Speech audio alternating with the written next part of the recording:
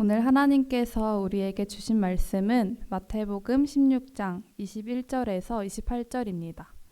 마태복음 16장 21절에서 28절 말씀입니다. 제 성경으로는 신약성경 27페이지에 있습니다.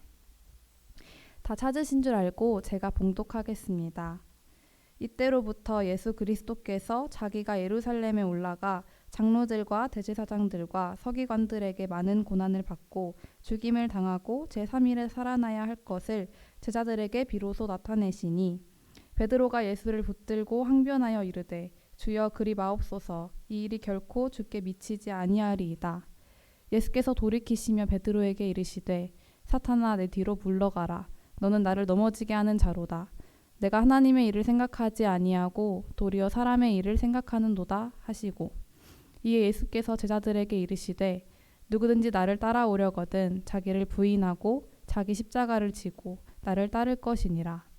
누구든지 제 목숨을 구원하고자 하면 잃을 것이요 누구든지 나를 위하여 제 목숨을 잃으면 찾으리라. 사람이 만일 온 천하를 얻고도 제 목숨을 잃으면 무엇이 유익하리요. 사람이 무엇을 주고 제 목숨과 바꾸겠느냐. 인자가 아버지의 영광으로 그 천사들과 함께 오리니 그때 각 사람이 행한 대로 갚으리라. 진실로 너희에게 이르노니 여기 서 있는 사람 중에 죽기 전에 인자가 그 왕권을 가지고 오는 것을 볼 자들도 있느니라. 주님의 말씀입니다. 하나님은 한 분 한 분을 사랑하시고 한 분 한 분을 위한 놀라운 계획을 가지고 계시고요.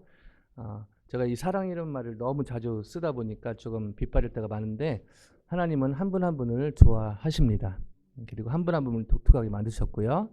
그래서 어쩌면은 이웃을 또 뭐 연애도 그렇고 연애 때는 콩깍지가 씌어서 잘 안 보일 수도 있는데 결혼 생활 또 하다 보면은 오래 롱런 할 수 있는 또 주님 안에 잘 지낼 수 있는 비결이 주님 안에 있는 모습 그대로 받아들이는 것이 아닌가 생각이 듭니다. 좀 이따 나눔하겠지만 어떻게 하면 남편을 고쳐볼까, 어떻게 하면 와이프를 고쳐볼까가 갈등의 시작이고 그렇게 한다고 고쳐지면 좋겠지만 더 악화되는 경우가 많이 있는 것이죠. 오늘 말씀을 통해서 우리 한 분 한 분을 있는 그대로 받아들여 주시고 물론 저희가 죄인이기 때문에 또 변화될 부분은 있지만 주님께서 기대를 갖고 계시고 또 성령께서 도우고 계신 것을 기억했으면 좋겠습니다. 안타깝게도 한 분 한 분 주님 너무 사랑하시고 좋아하시지만 때로는 하나님 나라 회복과 확장에 이 사람이 저를 포함하여 죄인된 저희가 또 방해가 되기도 합니다. 전에 한번 소개시켜드려 드린 책이 있는데요. 여러분 많이 들어보셨을 텐데 목사의 딸이라는 책 혹시 들어보셨는지 모르겠는데요. 박해라는 목사님이 쓰신 책인데요. 한국 보수 신학의 거장으로 존경받는 고 박윤선 목사님의 따님, 이 따님도 나중에 목사님이 되셨죠. 이분이 그 가정 내에서 경험한 아버지의 모습, 또 그로 인한 상처, 또 이를 극복해가는 과정을 담은 회고록이 바로 이 목사의 딸이라는 책입니다. 이 주된 내용은 대외적으로는 아버지가 성경에 주석하게 돼가고 경건한 신학자로 추앙을 받았고 실제로 이분의 주석책이 한국 교육에 많은 선한 영향을 끼쳤고요. 또 많은 분들이 참고하고 있고 또 이분의 영향을 받은 사람이 많이 있습니다. 그런데 이 딸이 보기에는 가정에서는 너무 아버지가 이 유교적 가르침과 복음을 혼합해서 자신을 또 엄마를 또 자녀들을 대하지 않았는가 이런 그런 이분의 표현으로 유교적 칼빈주의 되게 한국말하고 이렇게 심하고 엮여갖고 유교적 칼빈주의적 태도로 아버지가 집에서 사시지 않았나 이렇게 비판을 했습니다. 그래서 때로는 그 사모지만 본인들의 엄마를 때리기도 하고 또 자식들에게 너무 엄격하게 교회 일은 그렇게 열심히 하는데 집에 오면은 딸 아들 관심이 없는 그런 아버지의 모습을 적나라하게 이 책에서 표현을 합니다. 특별히 그 한 예화를 그다 적어놨는데요. 그 아버님은 한국에 살고 본인은 미국에 살고 있었는데 가족 간의 화해를 위해서 이제 본인도 목사가 됐으니까 아버지한테 아버지 가족에게 잘못했다 미안하다 한마디만 좀 해달라고 부탁을 하는 편지를 썼다고 합니다. 편지가 한국에 도착하자마자 아버지가 비행기표를 끊어서 미국에 왔다고 합니다. 그러면서 이 말씀을 들이댔는데요. 한번 볼까요? 신명기 27장 16절인데 같이 한번 읽습니다. 시작.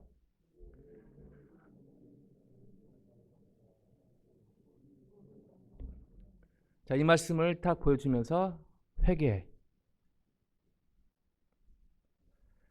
너무너무 잊을 수 없는 상처를 받았다고 합니다.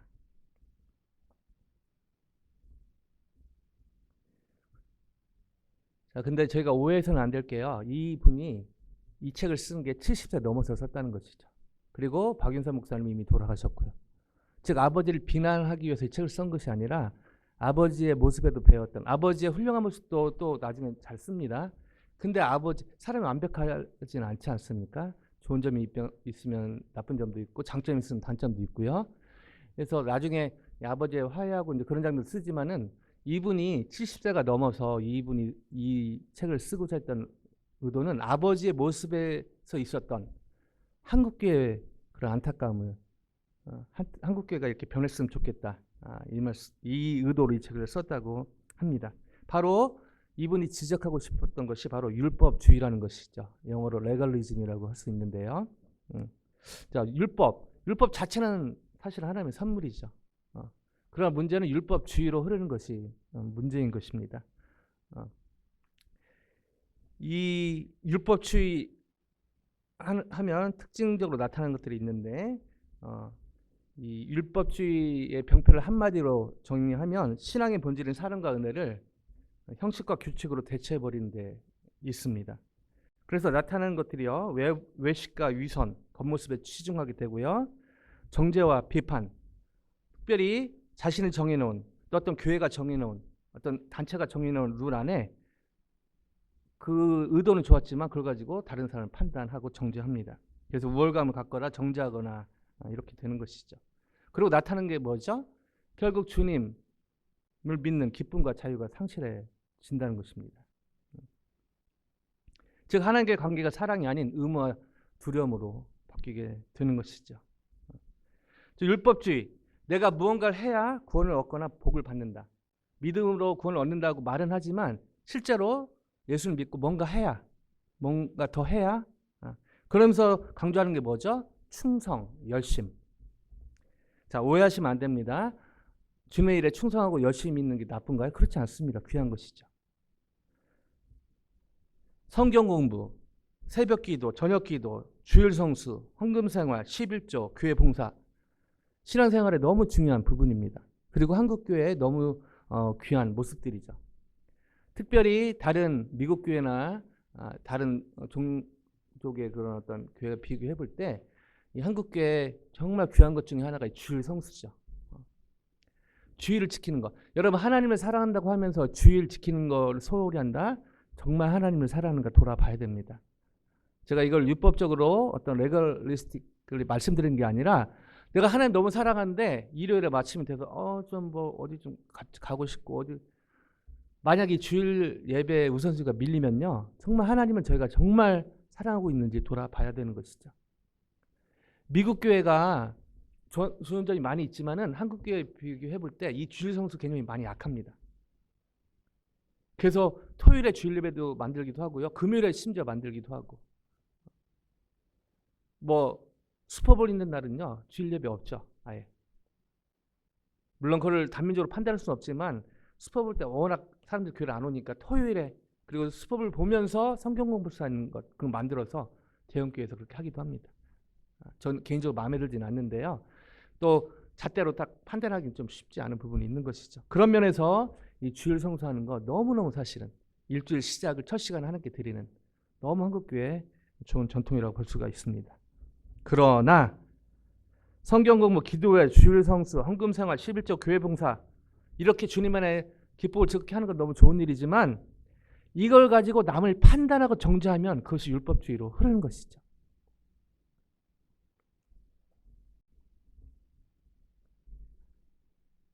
나중에 좀 더 말씀드리겠지만요. 제가 스틴터 때 오래전에 LA에서 98년도인데요. 20명이 있었는데 저 전기수 해서 막 5, 60명 되게 많았습니다. 그때는 그냥 많이 왔어요. 롱스토리 숏하면 스틴트라고 뭐 어떤 분들은 스턴트라고 부르기도 하고 그때는 이제 막 뭐 자비량을 비량이라고 하고 비량이 뭐냐고 장군들이 물어보시고 막 그랬는데 여러 단어를 썼는데 하여튼 단기 선교사들이 와서 캠퍼스도 하고 영어도 안 되는데 막 열심히 하니까 막 캠퍼스에서 너무 좋아합니다. 그리고 뭐 주말 되면 우리 스틴터 지혜들도 스킬이 빠듯해서 여러 가지 쉽지 않은 부분이 있어서 배려하려고 하지만 죄송합니다. 라떼 얘기 안 하려고 그러는데요. 저희들은 월화수목 금이었습니다. 금요일이요. 저녁 먹고 교회에서 뭐 행사 가고 갔다 와서 개스만 내려고 하는데 그걸 10시에 했거든요. 그래서 금요일은 좀비 모드로 하루가 아침 6시에 시작하는데 새벽 3시에 끝났습니다. 그리고 토요일 되면요. 또 교회에 무슨 행사가 있다고 해서 좀비 모드로 갑니다. 근데 이상하죠? 교회 가면 또 막 표정이 바뀝니다. 그래서 교회에서 너무너무 좋아했어요. 특히 우리 저랑 같이 사시는 어떤 분은 이 눈웃음이 워낙 매력이기 때문에 성도님들이 너무 좋아했죠. 그래서 토요일도 하루 종일 교회. 그 다음에 주일 와서 또 각 섬기고. 너무너무 캠퍼스에도 환영받고 교회에서도 환영받고. 근데 제 안에 갈등이 있었습니다. 왜냐하면은 헤드커러만 들어오면은 시험이 드는 것입니다. 이렇게 캠퍼스에서 인정받고 교회에서도 이렇게 너무 좋아하는데 왜 서로 안에 갈등이 이렇게 있을까? 그 중에 한 명, 진짜 저는요 어떤 형제에 대해서 정말 크리스찬인가? 저는 나름대로 찬양도 하고 홀리하고 나중에 이제 반전이 있습니다. 근데 저 형제는 미국에 왜 왔는지, 스틴터를 왜 왔는지 대놓고 얘기합니다. 작년 영어 공부를 하러 왔다고요. 속으로 죄송합니다. 꺼져. 이런 말도 많이 속으로 했습니다. 안 가더라고요. 그래서 1년 동안 그렇게 지냈습니다. 나중에 반전이 있는데요. 하지만 너무 싫었습니다. 그 안에서 같이 사는 게. 너무 가시적인 거 있죠. 제가 보기에. 한국교회 모습 속에 제가 스틴트의 모습을 스틴트 같이 살면서 이 한국교회의 실제를 보게 됐다는 것이죠. 여러분 여러 논문 여러 발표들을 보면요. 한국교회 장점들 비슷합니다. 여전히 열심, 충성. 근데 어떻게 이렇게 한국교회는 율법주의적인 게 많은가? 그런 것 바로 타파하기 위해서 이 목사님이 이 글을 썼다는 것이죠. 아버님을 비난하기라기보다는 우리 아버지지만 솔직히 얘기하면서 그러나 하나님께 쓰임받으셨던 그 얘기 나중에 마무리하지만 본인의 고민. 이렇게 어찌하여 한국교회는 이렇게 율법주의적인가? 이와 관련해서 말씀드릴 수 있는 것은요. 하나님은 이 관련해서 어쩌면 저희 안에 이 진정한 자기 부인, 한국 교회 안에 정말 필요한 것이 어쩌면 저희에게 필요한 것이 진정한 주님 안에 자기 부인이 아닌가 그런 생각을 하게 됐습니다.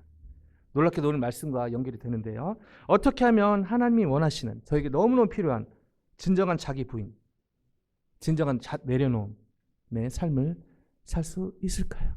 이것이 가능해지면 율법주의는 자연스럽게 복음으로 은혜로 흐르게 될 줄로 믿습니다. 어떻게 하면 진정한 자기 부인 내려놓음의 삶을 살 수 있을까라는 질문을 가지고 오늘의 본문 안으로 같이 들어가 보길 원하는데 21절입니다. 같이 한번 읽어볼까요? 21절요. 오늘 본문으로 갑니다. 같이 읽습니다. 시작. 이때로부터 예수 그리스도께서 자기가 예루살렘에 올라가 장로들과 대제사장들과 서기관들에게 많은 고난을 받고 죽임을 당하고 제3일에 살아나야 할 것을 제자들에게 비로소 나타내시니. 자, 성경에서 많이 이렇게 듣던 그런 내용인 것 같은데요. 사실은요. 예수님께서 공개적으로 본인의 순환, 고난, 패션에 대해서 최초로 얘기한 바로 부분이 여기입니다. 자, 이때로부터 자, 이 수차례 암시하는 예수님의 발언이 있었지만은 본인의 순환에 대해서 공식적으로 공개적으로 얘기하신 게 바로 여기라는 것이죠. 자, 이런 상황에서 본인의 고난에 대해서 말씀하시면서 참된 제자도에 대해서 이렇게 제자들에게 말씀하십니다. 24절인데요. 같이 읽습니다. 시작. 이에 예수께서 제자들에게 이르시되 누구든지 나를 따라오려거든 자기를 부인하고 자기 십자가를 지고 나를 따를 자, 것이니라. 참된 제자도 몇 주 전에 박문환 목사님 오셔서 같이 말씀 나눴던 내용 연결되는데요. 누구든지 나를 따라오려거든 자기를 부인하고 자기 십자가를 지고 나를 따를 것이니라. 자, 내용이 이게 무슨 예수님의 진정한 제자가 되기 위해서 세 가지 단계가 있다 이런 말이 아닙니다. 다 연결이 되는 것이죠. 여러분요, 롱스토리 숏하면 예수님을 믿는다는 것은요, 예수님의 제자가 되는 것 연결이 됩니다. 예수를 믿고 나서 한 10년쯤 교회 다니고 뭐 순례기로 하면 뭐 비리티를 받고 뭐 하면 예수님의 제자가 시작이 된다가 아니죠. 성경을 펼쳐놓고 보면요, 예수님을 믿는다는 건 예수를 믿고 구원을 받는다가 끝나는 게 아니라 예수님을 믿는다는 것은 예수 구원을 받는다, 그거는 당연히 들어가지만 그러나 주님을 따르는 삶이 포함이 되어 있는 것입니다. 동전의 양면처럼 그런 것이죠. 여기서 자기 부인은 셀프 디나이얼은 예수님을 따른 자에게 요구되는 소극적인 부분이라고 얘기할 수 있습니다. 그리고 자기 십자가를 지고, 이것은요 예수님의 제자로서의 적극적인. 근데 오늘 이 마태복음에는 안 나와 있지만 다른 복음서 누가복음 보면요, 자기 십자가를 지고의 앞에 단어가 하나 붙죠. 날마다.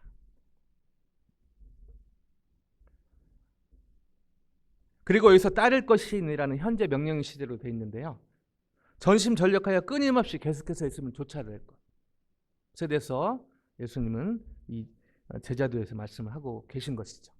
그리고 이거의 당위성을 이렇게 설명합니다. 25절인데요. 같이 읽습니다. 시작. 누구든지 제 목숨을 구원하고자 하면 잃을 것이요 누구든지 나를 위하여 제 목숨을 잃으면 찾으리라. 자기를 부인하고 날마다 자기 십자가를 지고 예수님을 따르는 것. 말만 들어도 죄송합니다. 설교자인데요, 이렇게 설교하는 것 솔직히 부담스럽습니다. 그냥 주님 안에 여러분 행복했으면 좋겠고요, 주님 안에서 여러분 평안했으면 좋겠고, 맞죠?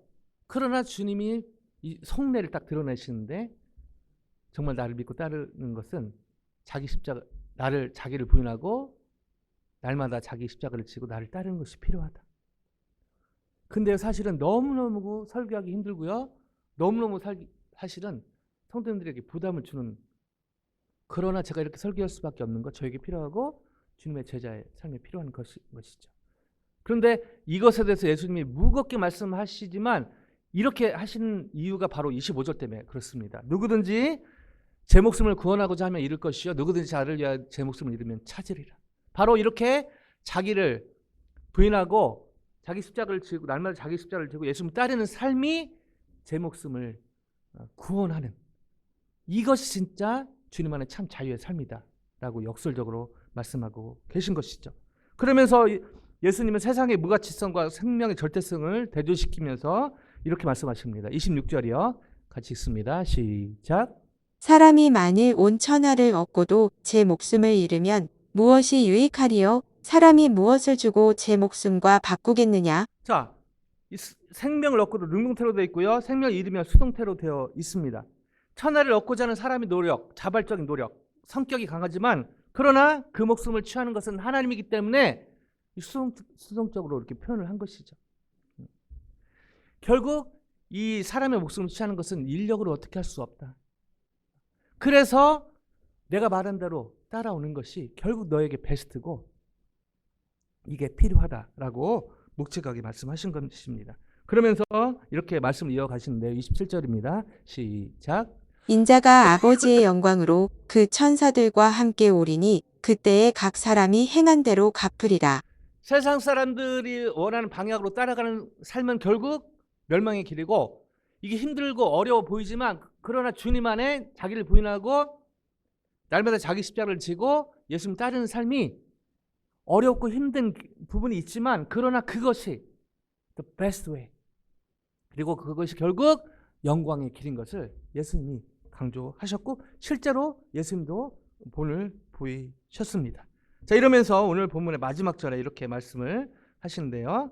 같이 읽습니다. 시작. 진실로 너희에게 이르노니 여기 서 있는 사람 중에 죽기 전에 인자가 그 왕권을 가지고 오는 것을 볼 자들도 있느니라. 자, 이것이 성경의 이 구절은 성경의 난해 구절 중에 하나인데요. 여러 견해들이 존재합니다. 시간 관계상 뭐 깊이 있게 하진 못하겠지만요. 성경 공부 시간은 아니니까요. 그래도 살짝 다루면 여기에 대해서 여러 견해들이 존재하는데, 첫째, 이 구절을 예수님의 재림으로 보는 견해가 있고요.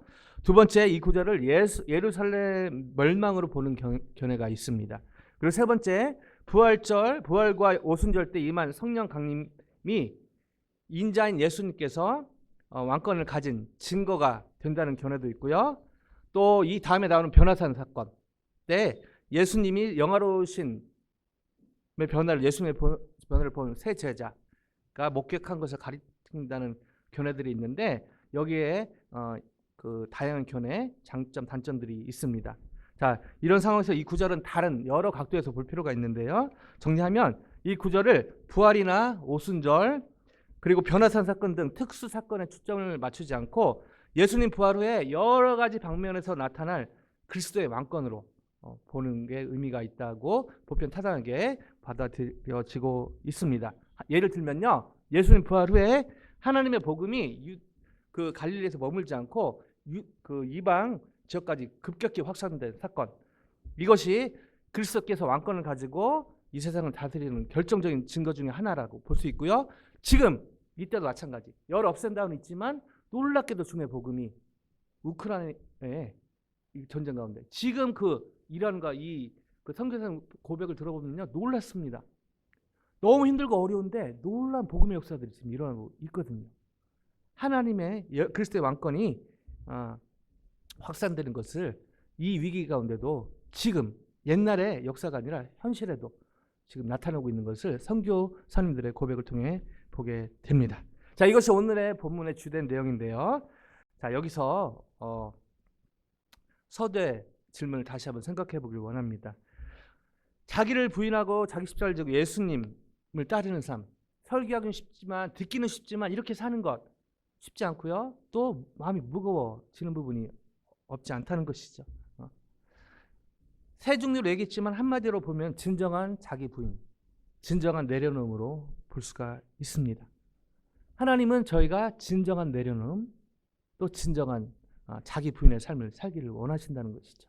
그러나 하나님이 원하시고 우리에게 필요하지만, 사실 이렇게 사는 것은 어떻게 보면 그냥 앞뒤 자르고 이 예수님 말씀만 딱 잘라서 보면 너무 사실은 부담이 되고, 그냥 예수 믿고 교회 다니고 헌금하고 좀 봉사하고, 근데 무슨 자기를 부인하고 날마다 자기 십자가를 지고 예수님 따로, 이거는 좀 선교사님이나 그런 어떤 사역자만 굳이 내가 이렇게 살아야 되는가? 아닙니다.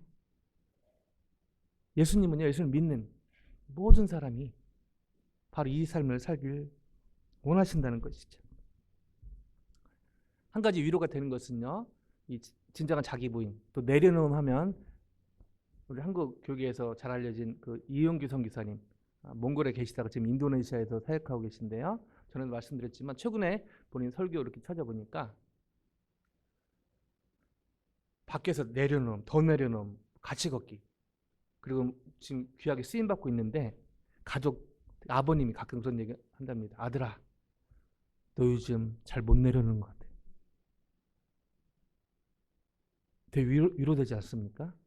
그렇게 중에서 책까지 썼는데, 그러니까 이것이 한순간에 내려놓은 자기 부인이 아니라 지속적으로 필요하다는 것이죠. 오직 성령의 충만을 받으라. 술 취하지 말라, 이런 방탕한 것이 오직 성령의 충만을 받으라. 여기도 그 원어를 보면 계속해서 성령의 충만을 받을 것을, 한 단번이 아니라 지속적인 것을 얘기를 하고 있는 것입니다. 어떻게 하면 진정한 자기 부인, 진정한 내려놓음의 삶을 살 수 있을까요? 쉽게 얘기하면 저희 힘으로 안 됩니다. 주님의 도움이 필요합니다. 아멘요? 그러나 저희 쪽에서의 순종이 필요하죠. 어떤 순종이요?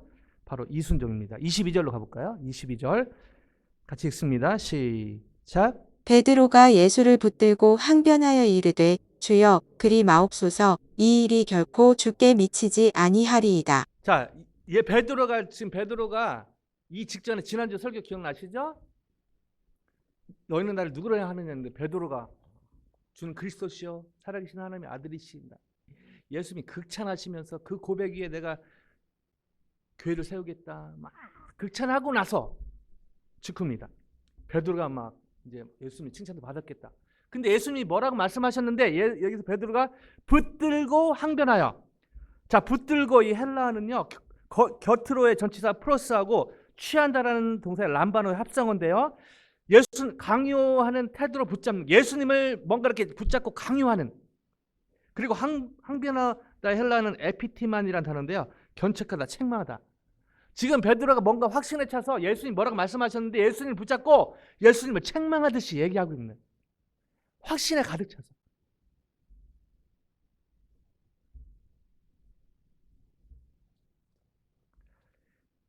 자, 이 내용이, 이걸 좀 이따 보고요. 궁금하죠? 이에 대해서 예수님이 이렇게 반응하십니다. 23절인데요. 같이 볼까요? 23절. 자, 베드로의 반응에 대해서 예수님이 이렇게 반응하십니다. 23절입니다. 시작. 예수께서 돌이키시며 베드로에게 이르시되 사탄아 내 뒤로 물러가라. 너는 나를 넘어지게 하는 자로다. 내가 하나님의 일을 생각하지 아니하고 도리어 사람의 일을 생각하는도다 자, 하시고. 배경을 잘 생각하지 않으면요, 이 베드로 그렇고, 죄송합니다. 예수님도 좀 제정신이 아닌 것처럼 보입니다. 아니, 여기 읽어보세요. 여러분, 성경 16절부터 읽어보면요, 30초도 안 걸립니다. 뭐 30초가 뭐 20초도 안 걸립니다.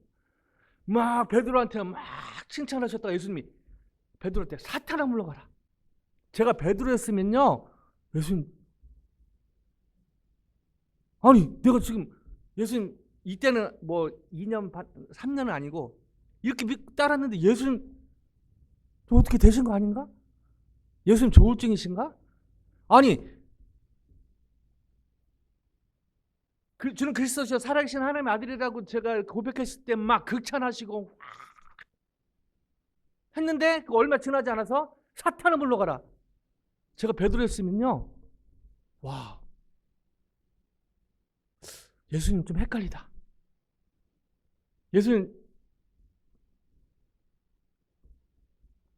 근데요, 예수님께서 왜 이렇게 말씀하셨는지 그 내용을 보면요, 아하. 자, 뭐라고 하시죠? 내 뒤로 물러가라. 너는 나를 넘어지게 하는, 사탄아, 내 뒤로 물러가라. 너는 나를 넘어지게 하는 자로다. 사탄은요, 실제로 넘어지게 하는 자입니다. 여러분, 제가 하나님이 누구신지 잘 아는 게 필요하지만 동시에 사탄이 누구고 사탄이 뭐 하는지 어느 정도 알 필요가 있습니다. 사탄은요, 옆에 있는 사람, 가족을요, 원수로. 여러분, 사람은 원수가 아닙니다. 아멘요? 물론 살면서 부부 생활하면서 원수처럼 보일 때도 있죠. 가까운 사람이 친했다가 뭔가 이해가 안 맞을 때 원수처럼 보이기도 합니다. 그러나 그것은 사탄의 역사입니다. 사탄의 역사에 속지 않으시길 주님의 이름으로 간절히 축원드립니다. 내 뒤로 물러가. 너는 나를 넘어지게 하는 자로다. 자, 왜 예수님이 이렇게 극하게 분노하셨을까요? 바로 그 뒤에 때문에 그렇습니다. 네가, 베드로가 하나님의 일을 생각하지 아니하고 도리어 사람의 일을 생각하는도다. 자, 이게 무슨 말일까요? 베드로가 언제 사람의 일을 계속 주님 따르고 하나님의 나라 일을 주님을 따르지 않았습니까? 근데 예수님 보시기에 지금 네가 하나님의 일을 생각하지 아니하고 도리어 사람의 일을 생각하는도다. 자, 여기에서 하나님의 일은 무엇이고 사람의 일은 무엇일까요? 21절 한번 가볼까요? 21절 아마 그 본문에 있을 것 같은데요. 네, 같이 읽습니다. 시작. 이때로부터 예수 그리스도께서 자기가 예루살렘에 올라가 장로들과 대제사장들과 서기관들에게 많은 고난을 받고 죽임을 당하고 제3일에 살아나야 할 것을 제자들에게 비로소 아멘. 정리하면 나타내시니. 예수님은 십자가와 부활에 대해서 공식적으로 얘기하신 이것을 하나님의 일로 예수님은 말씀하셨습니다. 자, 이때 베드로가 이렇게 반응합니다. 22절요. 시작.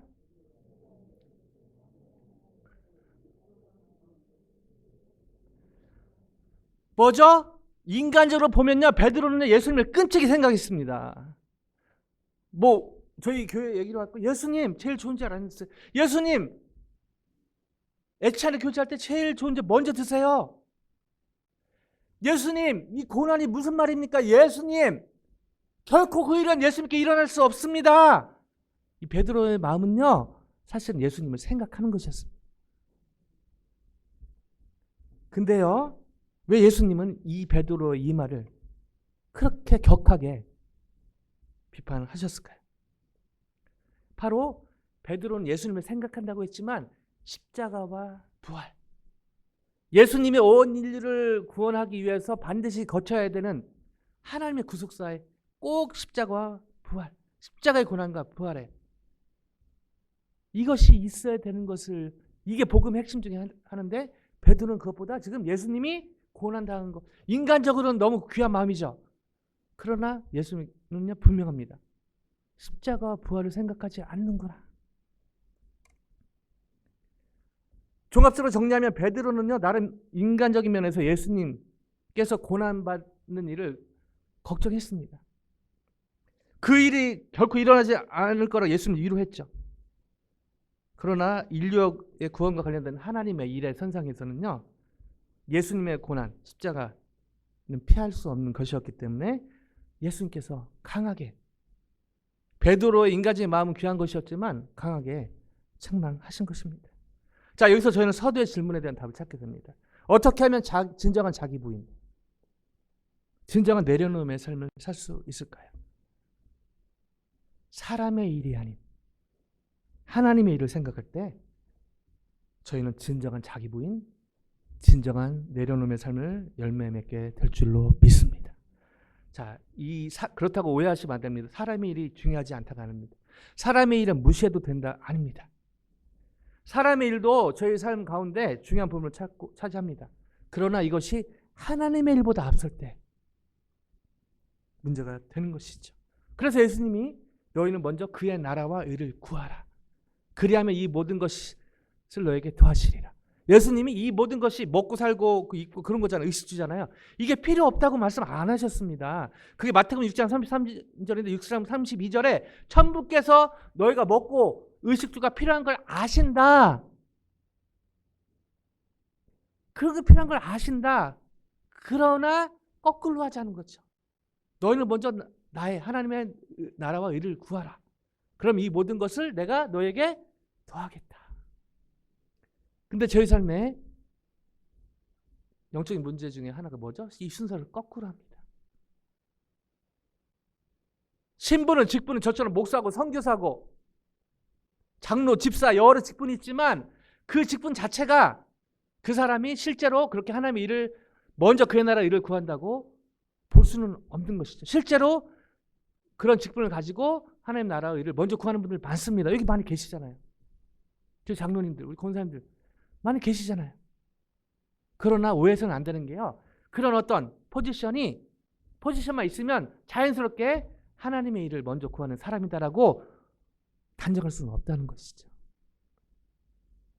이처럼 하나님의 은혜 가운데 사람의 일보다 하나님의 일을 먼저 생각하고 순종하는 삶을 살 때 하나님께서 기뻐하시고 저는 진정한 자기 부인, 진정한 자기 내려놓음의 삶을 열매로 맺으며 그 결과로 하나님 나라는 회복되고 확장되어 갈 줄로 믿습니다. 이걸 너무 잘했던 사도 바울, 빌립보서 3장 7, 8절에 같이 한번 읽어볼까요?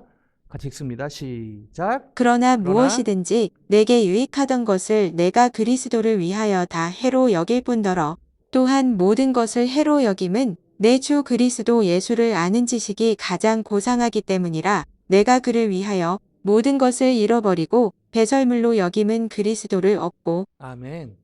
그리스도를 얻고. 자, 비슷한 삶을 살았던 지금 또 미국 교회에서 귀하게 또 책으로 또 여러 강의를 쓰임 받고 있는 존 비비어라는 목사님이 계십니다. 이분의 책 영어 표현 여러 가지인데 한국말로는 일부러 이렇게 두 자씩 했는지 이렇게 여러 책들이 있는데요. 뭐 관계, 뭐 인재, 뭐 이런 책들이 있는데요. 그 인재라는 책 가운데 솔직하게 본인 어떤 부부 생활의 어려움을 적어 놓습니다. 결혼하고 나서요, 이 부부는요, 존 비비어, 그다음에 리사 비비어 사모님은 여러분 뭐 연애하신 분들 계시는데 연애할 때만 싸울 것 같죠? 결혼하면요 또 쉽지 않은 시간이 있습니다. 신혼 지나서. 근데 놀랍게도 이 부부는요 신혼 때부터 18개월 동안, 왜 또 일부러 18개월로 썼는지 모르겠는데 18개월 동안 진짜 끝장까지 싸웠다고 합니다. 목사님이고 사모님인데요. 이 책에서 거의 매일 아내와 화를 내며 싸웠다고 합니다. 반복되는 말씀, 자녀 앞에서의 갈등. 이 남편이 느끼기에는 리사가 자기를 너무 조종한, 컨트롤한다. 이 전 비비어 목사님 얘기만 들으면 진짜 이 사모님만 잘못한 것 같은데요. 이 전 비비어 목사님은 무슨 문제가 있었을까요? 음란물입니다. 음란물. 여러분 충격적인 소식 알려드릴까요? 크리스찬이고 낭크리고 상관없이 대학 앙케이트 조사 무명으로 했는데요. 남자들이 90% 이상이 음란물 보고 있다는 최근. 그리고 더 놀라운 거, 여자들은 안 그럴 것 같죠. 70% 이상이 레귤러리 시청하고 있다라는 충격적인 어떤 사역하시는 어떤 선교사님의 보고 속에 나옵니다.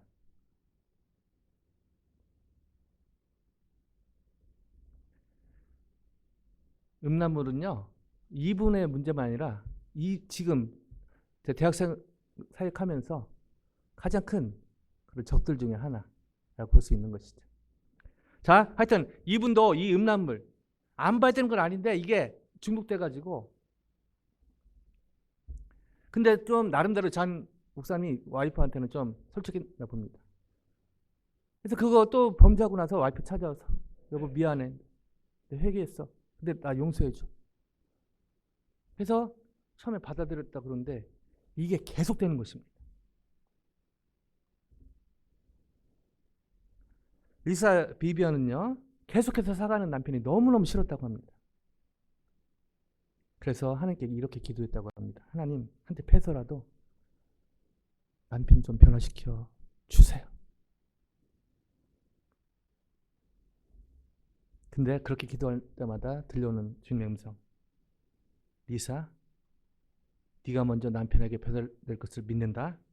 그리고 지금까지 모든 죄를 진심으로 용서한다고 말해. 리사는요, 너무너무 싫었다고 합니다. 하나님 너무 싫게 느껴졌다고 하는 것이죠. 근데 기도하면서 계속 들려오는 주님의 음성. 남편이 변할 것을 믿는다라고 얘기해줘. 그리고 그의 모든 죄를 진심으로 용서한다고 얘기해. 처음엔 너무 싫고 힘들었지만 성령의 도우심으로 순종하고 리사는 그렇게 말했다고 합니다. 그러면서 자신의 고백을 이렇게 얘기합니다. 리사는요, 나는 남편이 변해야 용서하겠다고, 남편이 변하면 내가 용서하겠다고 그렇게 고집하고 있던 자기의 생각을 깨달았다고 합니다. 그때는 그게 잘 안 보였다고 하고요. 그래서 이 고집을 주님 안에 하나님의 은혜로 성령의 도심을 꺾고 당신이 변하고 싶어 한다는 것을 믿고 나는 지금 당신을 용서해. 이렇게 무조건적인 용서를 선포했다고 합니다. 이 용서가 남편 잔을 수치심에서 끌어내어 진정한 변화를 이끌어낸 동력이 됐고요. 지금 이 잔 비버의 책은요, 놀랍게, 이분의 사역은요, 놀랍게 성령께서 쓰고 계십니다. 이것이 지금 현재라는 것이죠. 서두에 말씀드렸던 그 형제, 속으로 제가 꺼져라고 몇 번을 얘기하는지 모릅니다. 사람들 모르죠. 제가 찬양 인도하고 밝게 하고. 저는 저희 집이요, 전라도이기도 하지만 저는 새로 태어났지만 부모님이 전라도라서 가서 그냥 막 저희는 말이 필요 없습니다. 막 만나면 막 허그하고 막 미국에서 살지도 않았는데 막 그럽니다. 그래서 사람들 만나면 남녀 상관없이 막 그렇게 하고 사람들이 되게 저를 그 팀에서 좋아하고. 근데 그분은 영어 공부하러 왔다고 하고 겉으로는요 사람들이 다 저를 좋아하고 그 사람은 별로 안 좋아하고. 근데 제가 속으로 꺼져라고 몇 번 얘기한지 모릅니다. 그렇게 1년이 흘렀습니다. 이 친구가 이제 헤어질 때가 됐는데 어떻게 1대1 대화하는 시간이 있었는데 기도하면서 이 말을 해야겠다. 꺼져라고 몇 번 했는데 안 꺼지고 아직까지 있냐. 근데 그때 기도 가운데 성령님께서 How about you?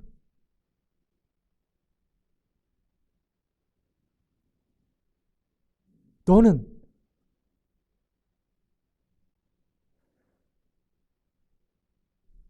찬양인도 하면서 기타 치고 여러 사람 감동시키고, 또 비전 출입할 때요, 저한테 사역리 전화해서 사역리 전화하고 제가 간사하고 싶어 하니까 많은 사람들이 죽게 돌아오는 것 숱하게 경험했습니다. 근데 그 형제 앞에 기도하고 얘기하려고 하는데 How about you?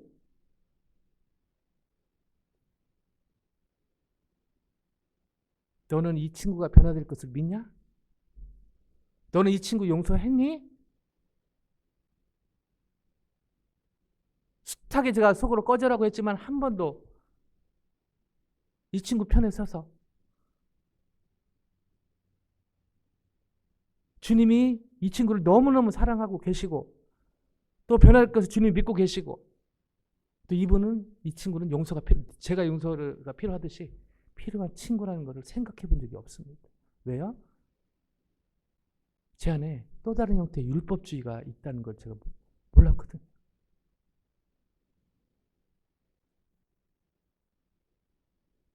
그들고 부족하고 연약하지만 저는 캠퍼스 사역하면서 특별히 중고등학교 때 좀 놀았던 친구들이 저를 잘 따랐습니다.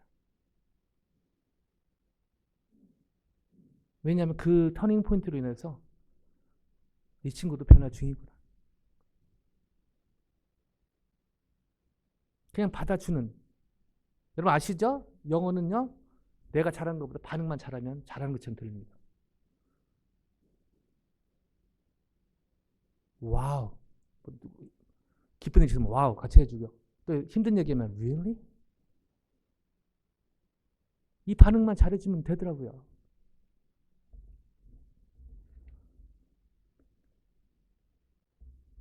말씀을 마무리하기를 원합니다. 가늠하다 잡힌 여인과 예수님 너무 잘 아시죠?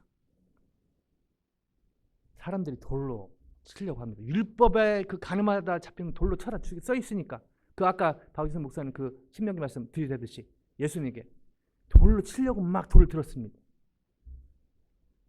돌을 든 사람들 아시죠? 거기 주위에 있던 사람들인데 성경에 보면 바리새인과 서기관들, 율법주의의 하이라이트. 그때 예수님이 뭐라고 말씀하시죠? 너희 중에 죄 없는 자가 먼저 돌로 치라. 그리고 바닥에 뭐라고 쓰시죠? 그래서 참 안타까운 거는 바닥에 뭐라고 써있는지 성경에 안 나오고 있는데 그것만 연구하는 신학자들도 있어요. 별로 중요하지 않습니다. 중요하지 않으니까 성경에 안 써있는 것이죠. 중요한 것은 예수님이 너희 중에 죄 없는 자가 먼저 돌로 치라. 그리고 주위 사람들이 양심에 찔러, 그건 또 감사한 거지. 양심에 찔려 물러갑니다. 그러면서 예수님께서 그 여인에게 한 번 더 말씀하시죠. 나도 너를 정죄하지 아니하노니. 뭐죠? 주님의 사랑입니다. 여러분 개인적으로 가정 가운데 캠퍼스 직장에서 또 삶 현장에서 혹시 뭐 잘못해서 연약해서 잘못하거나 죄를 짓거나, 예수님 말씀 나도 너를 정죄하지 아니하노니. 예수님은 정죄하지 않으십니다. 주님의 사랑이죠. 그러나 거기 한마디 더 붙이지 뭐죠? 가서 다시는 죄를 범하지 말라. 자, 이게 실현된 곳이 어디죠? 십자가죠. 주님의 사랑과 공의가 만나는 부분입니다. 예수님이 십자가에 달리셨기 때문에 저희 죄가 도말이 된 것이죠. 여러분요, 예수님이 십자가 용서하지 못할 때는 아무것도 없습니다. 한 가지 빼고 이것을 받아들이지 않는 그의 성령 회방죄죠. 여러분이 어떤 죄를 지셨든지 이번 주에 이미 십자가 예수님은 다 용서하셨습니다. 아멘요? 이 말을 오해하면 안 됩니다. 다시는 가서 다시는 죄를 범하지 말라. 그 죄를 짓지 않기에 제가 성령 의지하면 최선을 다해야 됩니다. 누구를 미워하고 누구를 판단하는 마음이 들 수 있습니다. 다시 말씀드립니다. 그러나 그걸 계속 품고 있는 건 여러분 예수님의 마음을 아프게 하는 것이죠. 한번 염려하고 좌절하고 두려워할 수 있지만 계속 두려워하고 계속 좌절하고 낙심하고 하는 건요 죄입니다. 누구를 정죄하고 누구를 판단하는 마음 들 수 있습니다. 그러나 계속해서 정죄하고 판단하는 건요 예수님의 십자가의 예수님의 마음을 멍들게 하는 것이.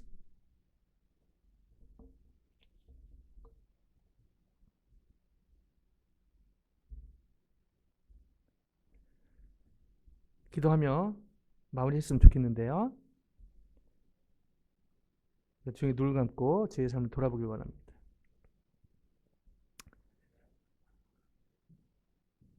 몇 년 전, 지금도 그렇고요. 크루의 요즘에 패밀리 미니스트리가 되게 성령께서 귀하게 쓰고 계신데요.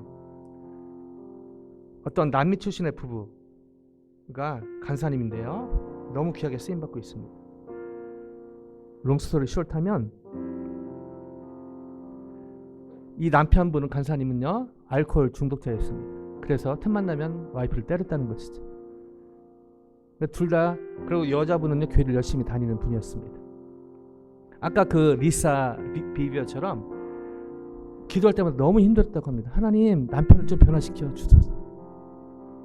그러면서 상담가를 찾아갑니다. 패밀리 미니스트리. 그래서 쭉 나눴더니 이분이 기도하면서 한마디 합니다.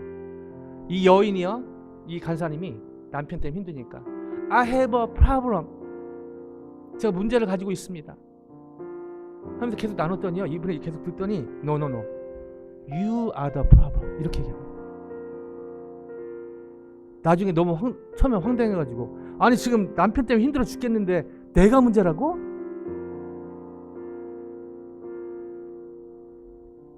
바로 내용을 보니까 오늘 본문의 내용인 거, 이런 것이죠. 남편이 변화될 것을 넌 믿고 있나? 남편을 넌 진짜로 용서했니? 남편에서 기도는 많이 했지만 남편을 변화될 것을 자기는 믿지 않았고, 너무 힘드니까요. 인간적으로 이해가 되죠.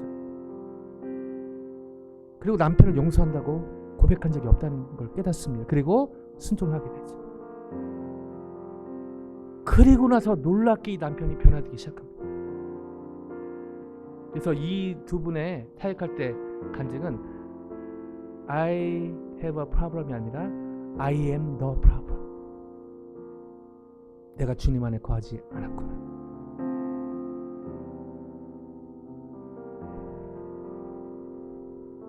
말씀 준비하면서 저는 이번 주 내내 기도하면서 나름대로 누가 변화될 것, 누굴 용서할 것 기도하면서 살았는데, 또 무의식 중에 또 하나님 또 생각나게 하신 사람 여기는 없고요.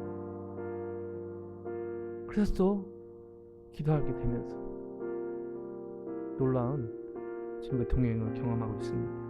같이 기도하실 때 주님 안에 겸손하게 I have a problem이 아니라 I am the problem.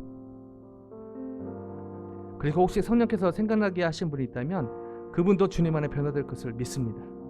믿음으로 축복하고, 또 혹시나 누구 때문에 여러분 상처 받으셨다면 믿음으로 용서, 제가 강요할 수는 없고요, 부탁을 드립니다.